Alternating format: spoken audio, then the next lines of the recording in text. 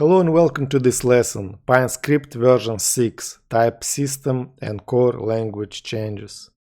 In this lesson we'll explore the significant changes and new features introduced in PineScript version 6 compared to version 5.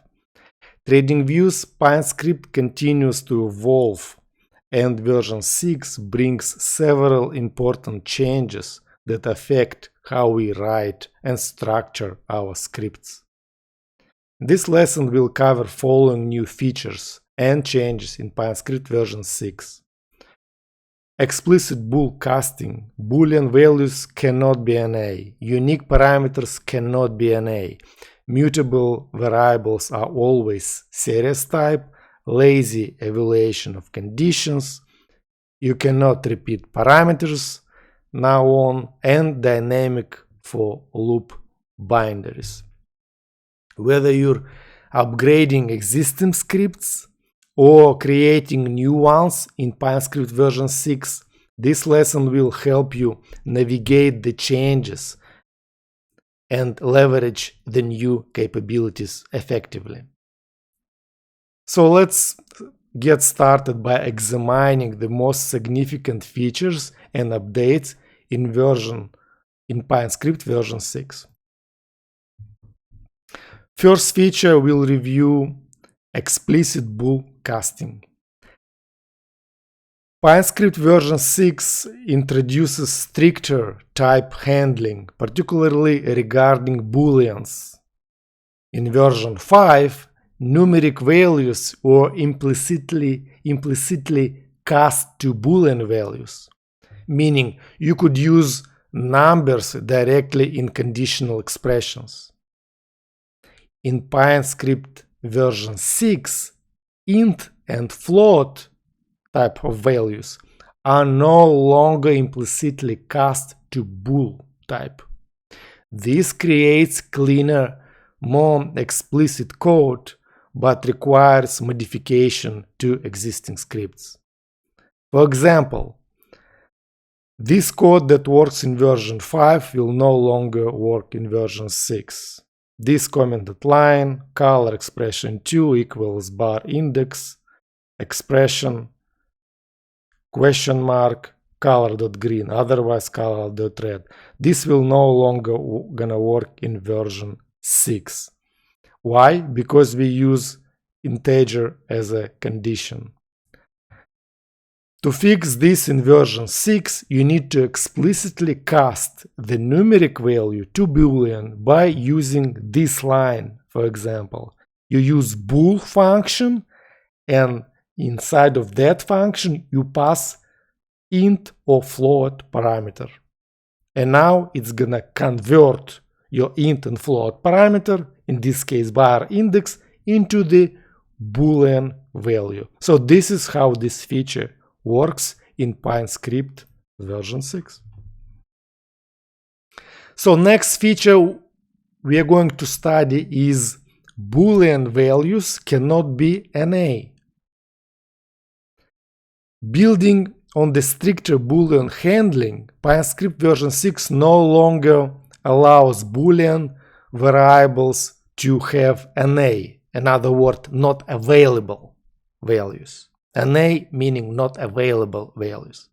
In version 5, this was permitted, but now Booleans must always be either true or false. So in version 5, we had Booleans that could be NA or true or false.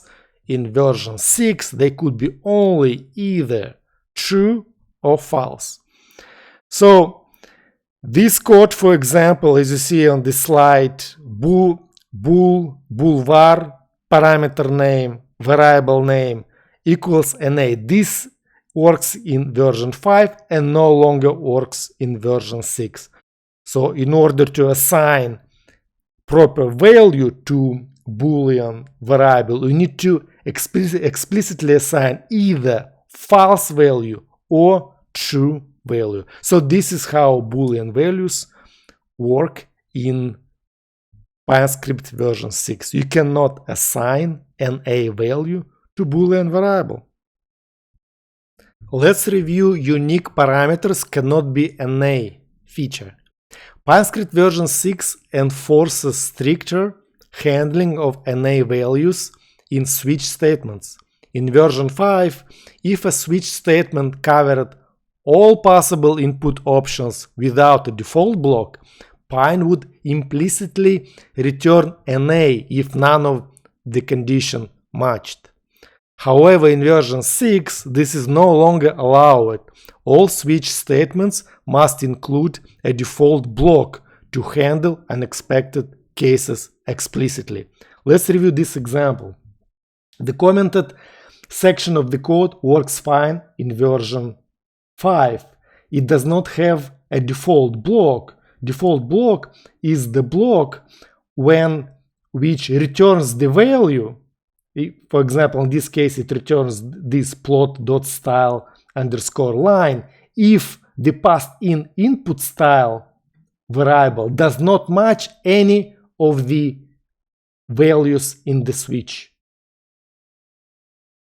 However, in version 5, if we do not have a default block, it's gonna assign an if input style does not match any of the possible options, any of these possible 4 options, it's gonna return and it's gonna assign the NA value to this selected plot style variable. And it's gonna work fine.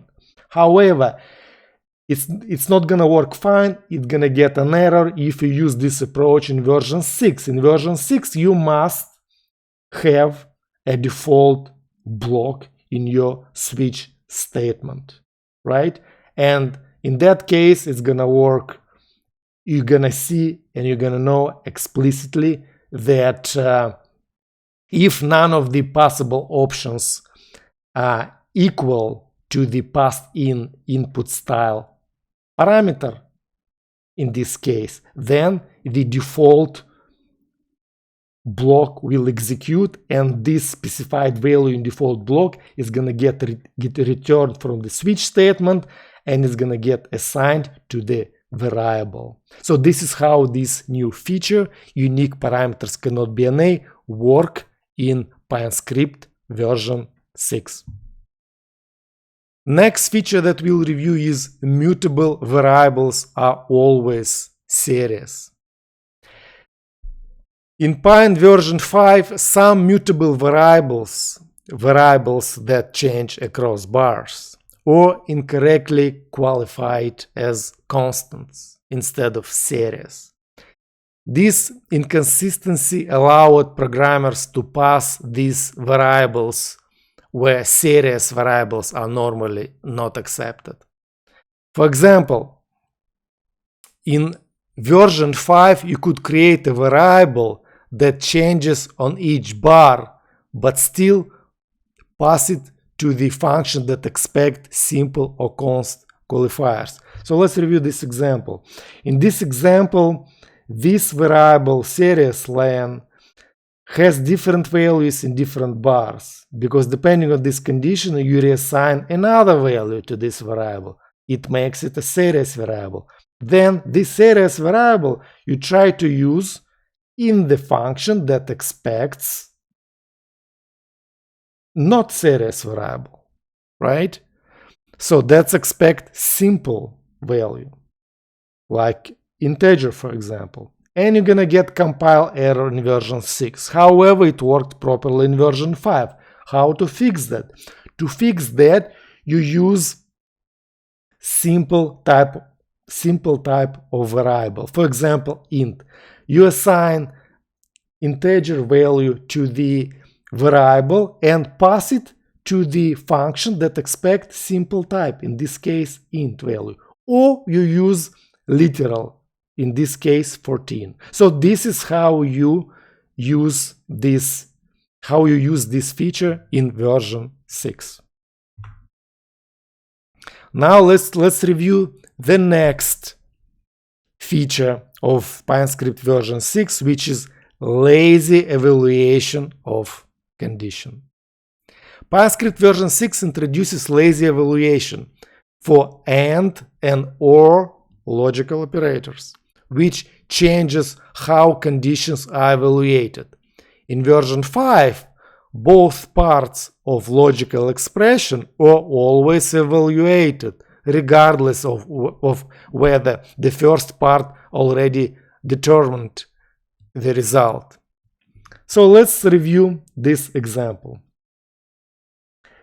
So in version 5, this line with the logical operator AND is gonna work like this. It's going to evaluate first condition, close bigger than open, and it's gonna always evaluate the second condition. In this case, RSI function will be evaluated, and this condition, entire condition, will be evaluated in version 5. And it's gonna work fine in version 5, but it's not gonna work properly in version 6. Why? Because in version 6, if AND operator is used and first condition is false, so then it's not going to evaluate the second condition, because we already know that entire expression is false. Therefore, this statement is not going to properly work, because RSI indicator is not going to be calculated on each bar, and you're going to get incorrect value in this calculation. So how to fix it? Calculate the RSI value on each bar and use calculated RSI value in this condition. So this is how to fix this case and how to fix this feature, how to use this feature in PineScript version 6, considering that now on in PineScript version 6 we have lazy evaluation of expression where we use AND and OR logical statement. Now let's review the next feature in PineScript version 6. You cannot repeat parameter in functions. In PineScript version 5, you could specify the same parameter more than once actually in function call, though only the first value would be used and it would generate a warning, but it'll still compile and you could still use that approach. But in version 6, specifying a parameter more than once in a function call results a compiling error. Let's review this PineScript example. You see, in this example that actually worked in PineScript version 5, you specified parameter line width twice, and it would have compiled in version 5, but only first value assigned to that parameter will be used. However, in version 6, you will get an error. How to fix it? You specify each parameter only once. So this is how this new feature works in version 6. Now let's review the next feature of PineScript version 6, which is a dynamic calculations, evaluation for loop boundaries. PineScript version 6 changes how the boundaries in loops are evaluated. In version 5, a for loop would establish its final counter value strictly before even starting the iterations inside the loop.